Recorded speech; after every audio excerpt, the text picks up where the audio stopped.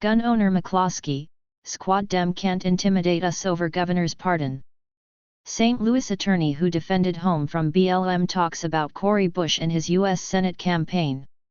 A Missouri judge ruled this week that Mark and Patricia McCloskey aren't entitled to get their weapons back or have their fines remitted because they were pardoned by the governor after pleading guilty to misdemeanor charges last year. The McCloskeys pleaded guilty to 4th-degree assault and 2nd-degree harassment, both misdemeanors, connected to a standoff with protesters in 2020. The couple waved guns at Black Lives Matter protesters who had entered a private road in front of their home in June 2020.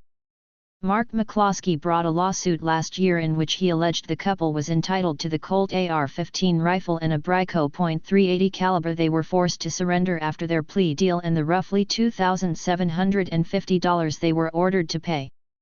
U.S. Supreme Court declines to hear McCloskey's law license case. Mark and Patricia McCloskey were pardoned last year after pleading guilty to misdemeanor charges. Mark and Patricia McCloskey were pardoned last year after pleading guilty to misdemeanor charges. AP photo/Paul Sansaya, file. The couple was pardoned by Missouri Gov. Mike Parson, a Republican, after they pleaded guilty.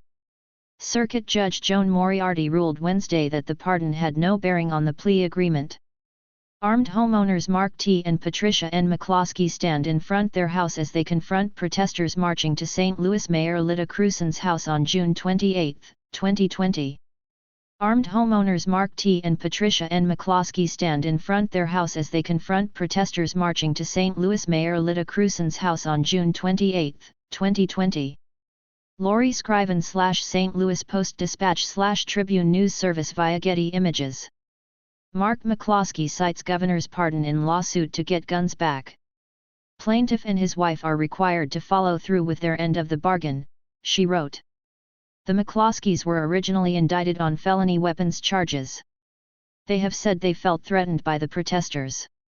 There was no evidence that any of them had a weapon and no one I interviewed realized they had ventured onto a private enclave, Richard Callahan, the special prosecutor who investigated the case said of the protesters in a news release.